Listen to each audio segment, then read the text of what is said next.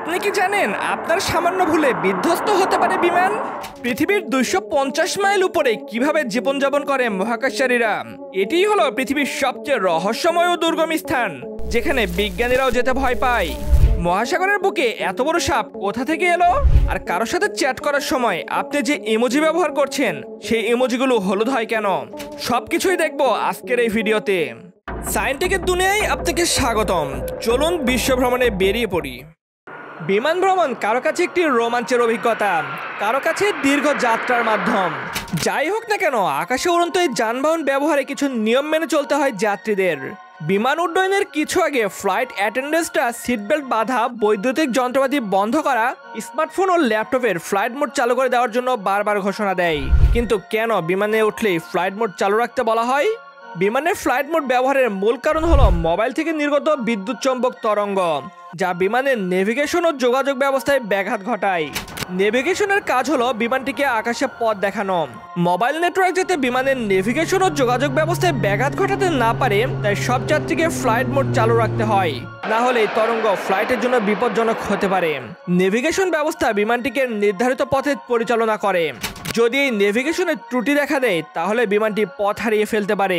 এর ফলে flight system বন্ধ বা বিলম্বিত হতে পারে, এমনকি দুর্ঘটনার ঝুঁকিও বেড়ে যায়। পৃথিবী থেকে 250 মাইল উপরে আন্তর্জাতিক মহাকাশ স্টেশনের ভিতরের জীবন কেমন হয় তা কখনো ভেবে দেখেছেন? আসুন ইন্টারন্যাশনাল স্পেস স্টেশন থেকে ঘুরে আসি। দ্য আইএসএস প্রকৌশলের এক বিস্ময়কর আবিষ্কার। এটি পৃথিবীর 250 মাইল উপরে প্রদক্ষিণ করে। এটি সারা বিশ্বের মহাকাশচারীদের জন্য একটি বাড়ি এবং ল্যাব। অভ্যন্তরে মহাকাশচারীরা মাইক্রোগ্র্যাভিটিতে যুগান্তকারী পরীক্ষা চালান। চিকিৎসা, গবেষণা থেকে শুরু করে ক্রমবর্ধমান উদ্ভিদ পর্যন্ত প্রতিটি পরীক্ষা আমাদের মহাকাশে বসবাস সম্পর্কে আরও জানতে সাহায্য করে। আইএসএস এ বসবাসের অর্থ ওজনহীনতার সাথে খাপ খাইয়ে নেওয়া। মহাকাশচারীরা ছোট ছোট কেবিনে ঘুমান, ভেসে যেন না যায় সেজন্য স্লিপিং ব্যাগে বাধা থাকে। মহাকাশে ব্যায়াম অত্যন্ত গুরুত্বপূর্ণ। মাধ্যাকর্ষণ ছাড়া পেশি এবং হাড় দুর্বল হয়ে যায়, তাই নভোচারীরা প্রতিদিন প্রায় 2 ঘন্টা ব্যায়াম করে। খাবার হলো মহাকাশে আরেকটি দুঃসাহসিক কাজ। খাবার বেশিরভাগই ভ্যাকুয়াম প্যাকেট বা ফ্রিজে শুকানো থাকে। নভোচারীরা পরিবারের সাথে ভিডিও কলও করতে পারে, এমনকি তারা ইন্টারনেট অ্যাক্সেসও করতে পারে। আইএসএস কেবল একটি মহাকাশ পরীক্ষাগার নয়, এটি আন্তর্জাতিক সহযোগিতার প্রতীক এবং ভবিষ্যতে মহাকাশ অনুসন্ধানের জন্য একটি বিশেষ ধাপ। হঠাৎ দেখলে মনে হবে মহাসাগরের মাঝে বিশাল কোনো সাপ, তবে এটি কোনো সাপ নয়, বরং শিল্পীর সাপের আদলে তৈরি একটি ভাস্কর্য। নাম সার্পেন্ট ডি ওশিয়ান বা সার্পেন্ট অব দ্য ওশেন। অদ্ভুত এই ভাস্কর্যটি তৈরি করেছেন শিল্পী হুয়াং ইয়ং পিং। এটি ফ্রান্সের লোয়ার আটলান্টিকের সেন্ট ব্রেভিন লেসপিনে আন্তঃজলীয় অঞ্চলে স্থাপন করা হয়েছে। কলম্বিয়ায় অবস্থিত সল্ট ক্যাথেড্রাল অব জিপাকুইরা একটি রোমান ক্যাথলিক গির্জা। এটি মাটির 180 মিটার নিচে অবস্থিত। এই গির্জার অন্যতম বৈশিষ্ট্য হলো এটি সম্পূর্ণ লবণ দিয়ে তৈরি। লবণের তৈরি একটি ক্রুশও রয়েছে গির্জায়। এই গির্জায় একসঙ্গে প্রায় 10,000 মানুষ প্রবেশ করতে পারে। আপনাকে যদি প্রশ্ন করা হয় পৃথিবীর সবচেয়ে দুর্গম স্থান কোনটি, আপনি হয়তো উত্তর দিবেন অ্যামাজন, উত্তর মেরু কিংবা দক্ষিণ মেরু। হয়তো খুব কম মানুষই জানে পৃথিবীর সবচেয়ে দুর্গম ও রহস্যময় স্থান প্রশান্ত মহাসাগরের এই জায়গাটি। নাম পয়েন্ট নিমো। পয়েন্ট নিমো দক্ষিণ প্রশান্ত মহাসাগরে অবস্থিত। এর সবচেয়ে নিকটতম ভূমিও প্রায় 1450 নটিক্যাল মাইল দূরে। পয়েন্ট নিমো এতটাই দূরবর্তী যে এর সবচেয়ে কাছের মানুষ হচ্ছে পৃথিবী থেকে 250 মাইল উপরে প্রদক্ষিণ করা আন্তর্জাতিক মহাকাশ স্টেশনের মহাকাশচারী। নিমো নামটি জুলস ভার্নের উপন্যাস 20,000 লিগস আন্ডার দ্য সি এর বিখ্যাত সাবমেরিন ক্যাপ্টেন থেকে এসেছে। সবচেয়ে আকর্ষণীয় বিষয় হলো পয়েন্ট নিমো একটি মহাকাশযানের কবরস্থান হিসেবে ব্যবহৃত হয়। বিচ্ছিন্ন উপগ্রহ এবং মহাকাশ স্টেশনগুলি প্রায়শই সমুদ্রের নিরাপদে বিধ্বস্ত হওয়ার জন্য এখানে পাঠানো হয়। পয়েন্ট নিমো সামুদ্রিক গবেষণার জন্য একটি হটস্পট। এত কিছু সত্ত্বেও আজও বিজ্ঞানীদের কাছে পয়েন্ট নিমো এক রহস্যের নাম। আপনি কি জানেন আপনার ব্রেন দিনের তুলনায় রাতে বেশি সক্রিয় থাকে? এটা ঠিক। আপনি যখন ঘুমাচ্ছেন তখন আপনার ব্রেন ইনফরমেশন ও মেমোরি প্রসেসিং করতে ব্যস্ত। আপনি হয়তো জানেন যে আপনার ত্বক শরীরের সবচেয়ে বড় অঙ্গ, কিন্তু আপনি কি এটা জানেন যে আপনার ত্বক প্রতি 28 দিনে নিজেকে সম্পূর্ণরূপে রিনিউ করে? পৃথিবীর সবচেয়ে জনপ্রিয় খাবারের মধ্যে অন্যতম পিৎজা। তবে একটি পিৎজার সর্বোচ্চ কত দাম হতে পারে বলে আপনি মনে করেন?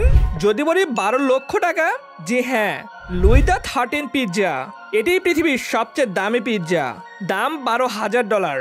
তবে কেন এত দাম সামান্য এক পিৎজার? কারণ এটি শুধুমাত্র একটি পিৎজা নয়, একে বলা হয় রন্ধন শিল্পের মাস্টারপিস। লুই দ্য 13 পিৎজাটি ইতালির মাস্টার শেফ রেনাতো ভায়োলা তৈরি করেছেন। এই পিৎজাটি বিশ্বের সবচেয়ে এক্সপেন্সিভ উপাদান দিয়ে তৈরি করা হয়, যার মধ্যে রয়েছে অ্যারাবিয়ান ময়দা, 3 ধরনের ক্যাভিয়ার, অর্গানিক বাফেলো মোজ্জারেলা সহ 7টি বিভিন্ন ধরনের চিজ, মারে নদী থেকে অস্ট্রেলিয়ান পিঙ্ক সল্ট, এছাড়াও নরওয়ের উপকূলের 7 ধরনের লবস্টার, ম্যান্ট্রিস শ্রিম্প এবং প্রনস তো আছেই। না, এখানেই শেষ নয়, আরও আছে ভোজ্য গোল্ডফ্লেক্স এবং ভিনটেজ শ্যাম্পেইন। তবুও চাইলেই খেতে পারবেন না, তার জন্য অপেক্ষা করতে হবে মিনিমাম 72 ঘন্টা। মানে আপনাকে অবশ্যই 72 ঘন্টা আগে অর্ডার করতে হবে লুই দ্য 13 পিৎজাটি। কুকুর দেখলে আপনার কি মনে হয়, বোকা নাকি বুদ্ধিমান? যদি বুদ্ধিমান মনে হয় তাহলে কতটুকু বুদ্ধিমান? গবেষকরা কুকুরের বুদ্ধিমত্তাকে 2 বছর বয়সী শিশুর সঙ্গে তুলনা করেন। বললে হয়তো বিশ্বাস করবেন না, কুকুর গণনাও করতে পারে। ব্রিটিশ কলম্বিয়া ইউনিভার্সিটির মনোবিজ্ঞানী স্ট্যানলি কোরেন বলেছেন 150টির বেশি শব্দ বুঝতে পারে কুকুর।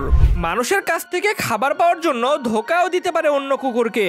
কুকুরের আচরণ বিষয়ে বেশ কয়েকটি জনপ্রিয় বই লিখেছেন স্ট্যানলি, কিছু গবেষণাও আছে তার। তিনি মনে করেন কুকুর জটিল সমস্যার সমাধান করতে পারে। আগে মনে করা হতো বানর, শিম্পাঞ্জি বা গরিলার মতো বুদ্ধিমান প্রাণীর তুলনায় কুকুরের বুদ্ধি কম, কিন্তু দেখা যাচ্ছে কুকুরের বুদ্ধি এদের তুলনায় কম না।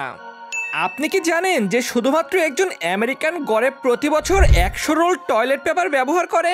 পৃথিবীতে শিল্পের বাজার প্রায় $100 বিলিয়ন। কখনো ভেবে দেখেছেন বড় বড় ফ্যাক্টরিতে টয়লেট পেপার কিভাবে তৈরি করা হয়? শুরুটা হয় হারভেস্টার নামে এই বিশেষ মেশিন দিয়ে। এই 18 টন ওজনের যন্ত্রটি 1 মিনিটের মধ্যে একটি গাছ কেটে ফেলতে পারে।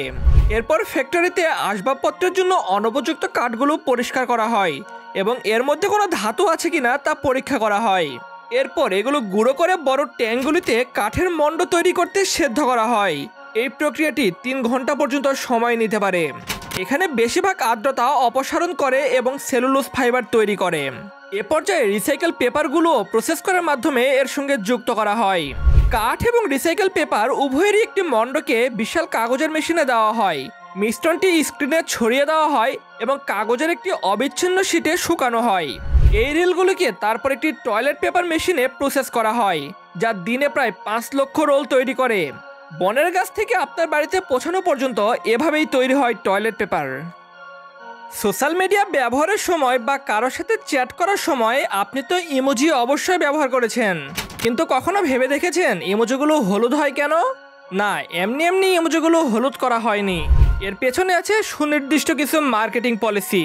আসুন একটু ভেঙে বলা যাক। প্রথমত, হলুদ নিউট্রাল, এই কালার কোনো নির্দিষ্ট স্কিন টোনকে প্রতিনিধিত্ব করে না। দ্বিতীয়ত, হলুদ সুপার ভিজিবল, এটি ব্রাইট ও আই ক্যাচিং, তাই ইমোজিগুলো সত্যিই আলাদা। তৃতীয়ত, হলুদ মানে হলো সিম্পলিসিটি এবং ক্লিয়ারিটি, এই কালারের জন্য ইমোজিগুলিকে ক্লিন দেখায় এবং সহজে বোঝা যায়। And finally, it's historical. 1960 সাল থেকে ইয়েলো স্মাইল ফেস মানুষের মাঝে আনন্দ ছড়িয়েছে। সুতরাং নেক্সট টাইম আপনি যখন একটি হলুদ ইমোজি ব্যবহার করবেন, মনে রাখবেন এটি নিরপেক্ষতা, দৃশ্যমানতা, স্বচ্ছতা এবং ইতিহাস সম্পর্কিত।